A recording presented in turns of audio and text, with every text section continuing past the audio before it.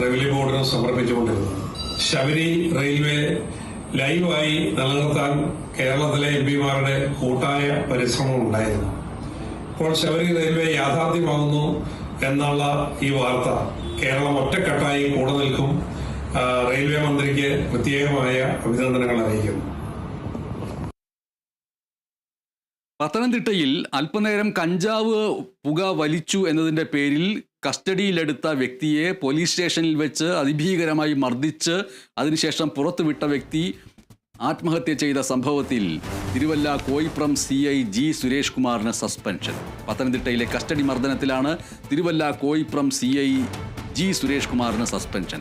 കഞ്ചാവ് വലിച്ചു എന്ന കാരണത്തിന് കസ്റ്റഡിയിലെടുത്ത കോയിപ്രം സ്വദേശി സുരേഷിന് മർദ്ദനം ഏറ്റു എന്ന് കണ്ടെത്തിയതിനെ തുടർന്നാണ് നടപടി. പോലീസ് വിട്ടയച്ച 3 ദിവസങ്ങൾക്ക് ശേഷം സുരേഷിനെ ജീവനൊടുക്കിയ നിലയിൽ കണ്ടെത്തുകയായിരുന്നു.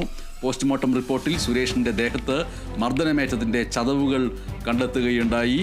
ഈ വാർത്തയിൽ ശ്രദ്ധിക്കാനുള്ള വളരെ പ്രധാനപ്പെട്ട കാര്യം, പ്രതിയുടെയും അതേപോലെ തന്നെ ഈ പോലീസുകാരൻ്റെയും പേര് ഒരേപോലെ തന്നെയാണ്. രണ്ടുപേരുടെയും പേര് സുരേഷ് എന്നാണ്.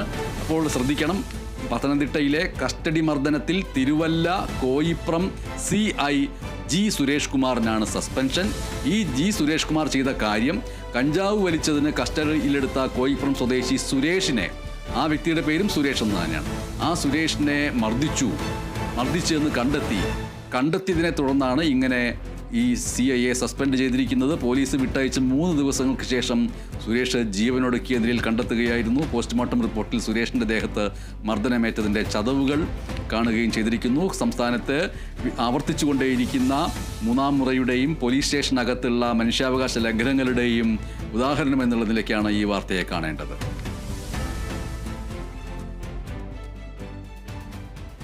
കന്നഡ ഭാഷ തമിഴിൽ നിന്നുണ്ടായതാണ് എന്ന പ്രമുഖ നടനും രാഷ്ട്രീയ പ്രവർത്തകനും രാഷ്ട്രീയ നേതാവുമായ കമൽ ഹാസൻ